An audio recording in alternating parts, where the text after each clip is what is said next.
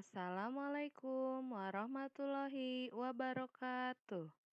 Selamat pagi semuanya. Apa kabar? Semoga kalian baik-baik saja ya. Sehat selalu dan selalu ada dalam lindungan Allah Subhanahu wa taala. Hari ini kita akan mempelajari tema 2, subtema 2. Sudah disiapkan buku tematiknya? Nah, silahkan kalian buka terlebih dahulu subtema 2 di buku kalian halaman 50.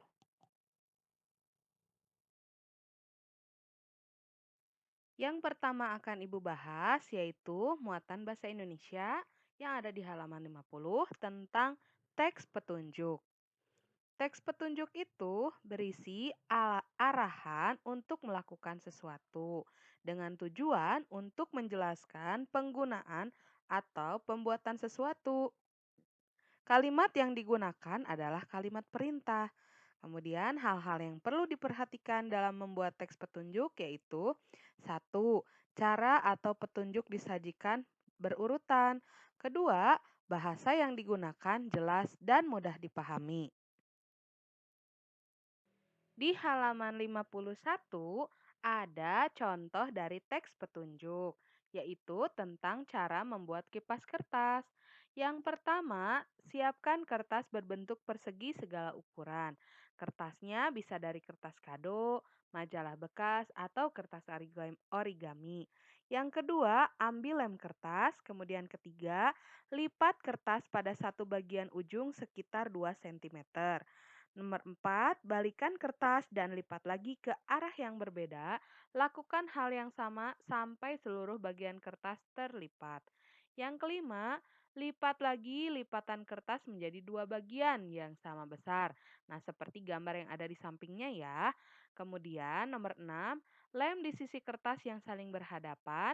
Nah, setelah itu kipas siap dipakai. Selanjutnya kita akan mempelajari muatan IPA, yaitu tentang perubahan bentuk energi dalam kehidupan sehari-hari. Alat elektronik yang kita gunakan sehari-hari memanfaatkan perubahan energi. Berikut contohnya. Yang pertama, energi listrik menjadi energi panas, yaitu pada setrika, rice cooker, dan oven. Kemudian yang kedua ada energi listrik berubah menjadi energi gerak, contohnya pada kipas angin dan blender. Yang ketiga ada energi listrik berubah menjadi energi cahaya, yaitu pada lampu pijar dan neon.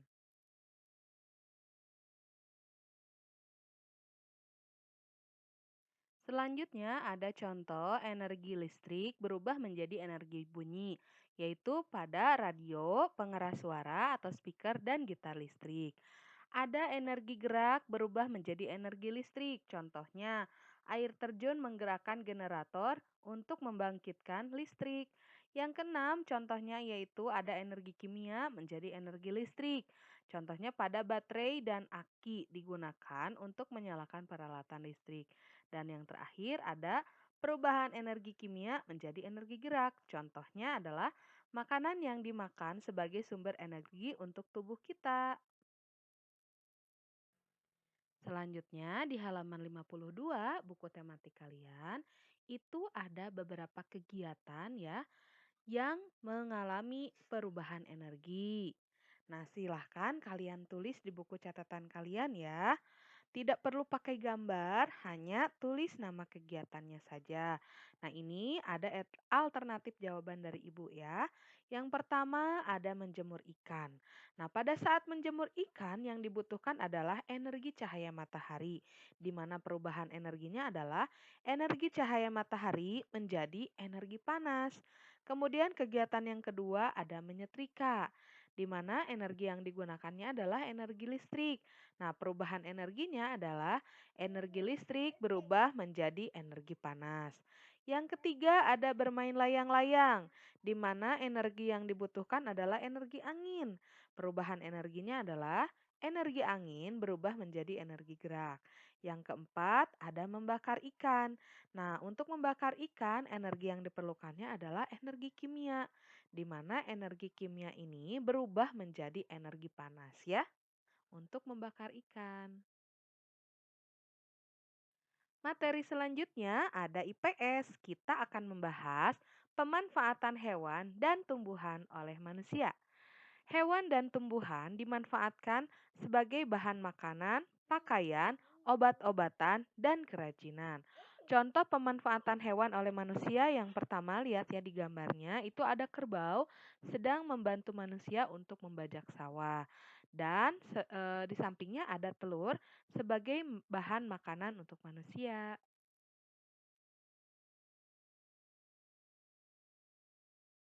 Yang tadi pemanfaatan dari hewan dan sekarang ada contoh pemanfaatan tumbuhan oleh manusia. Yang pertama, nah ini ada pohon pisang ya, pisang juga sebagai bahan makanan untuk manusia. Kemudian ada kursi. Kursi ini dibuat dari pohon ya, dari kayu. Kemudian ada bunga, ini sebagai hiasan dan yang terakhir sayuran untuk memenuhi kebutuhan gizi manusia. Di halaman 55 ini ada cerita tentang Lani. Ibu akan bacakan ya, tolong diperhatikan. Saat sedang belajar bersama di rumah Lani, Benny terlihat tidak sehat. Seringkali ia batuk. Lani kemudian dipanggil ibu. Mereka berdua berbicara di dapur.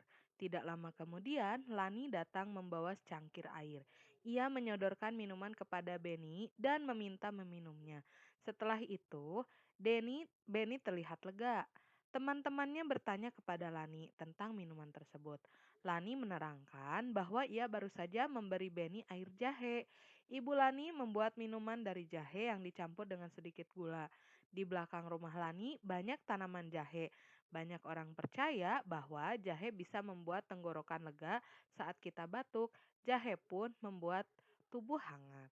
Nah, ini juga salah satu pemanfaatan dari tumbuhan untuk manusia. Selanjutnya kalian buka halaman 56, itu juga ada cerita tentang pemanfaatan sumber daya alam. Nah, di sini ada tentang kunyit nih. Kunyit itu merupakan salah satu sumber daya alam yang banyak dimanfaatkan dalam kehidupan masyarakat Indonesia. Kunyit banyak dimanfaatkan sebagai bumbu dapur, obat tradisional, dan bahkan sebagai pewarna alami. Sebagai salah satu bahan baku obat tradisional, kunyit banyak dicari masyarakat baik di Indonesia maupun dari luar negeri. Semakin hari, semakin banyak peminat kunyit dari negara-negara lain. Para petani sangat gembira dengan banyaknya peminat kunyit tersebut. Minuman kunyit asam merupakan minuman yang banyak diminum oleh penduduk Indonesia. Selain menyegarkan, minuman ini pun dipercaya memiliki manfaat bagi tubuh. Awalnya, minuman ini banyak dinikmati oleh penduduk di Jawa, namun saat ini minuman kunyit asam bisa dinikmati oleh banyak penduduk Indonesia hampir di seluruh provinsi. Minuman ini sudah dibuat dalam bentuk yang lebih praktis yaitu dalam bentuk kemasan.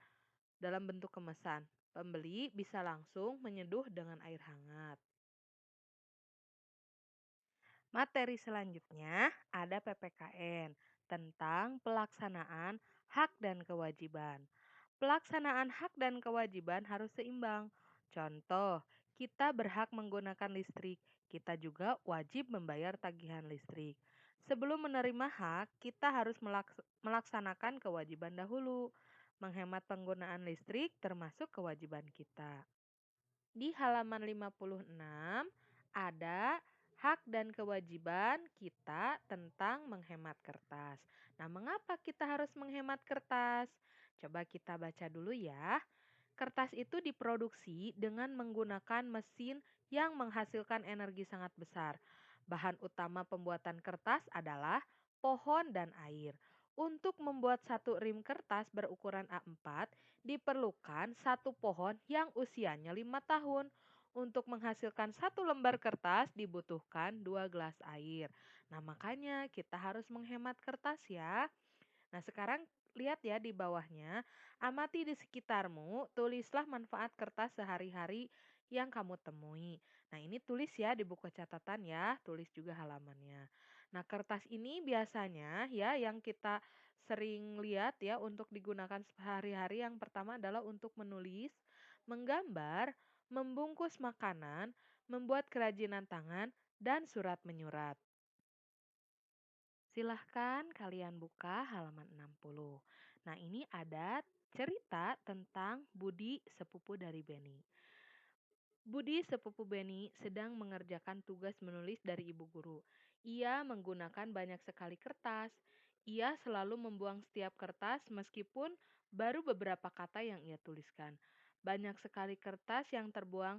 Setujukah kamu dengan cara Budi menggunakan kertas tersebut? Mengapa? Jelaskan alasannya.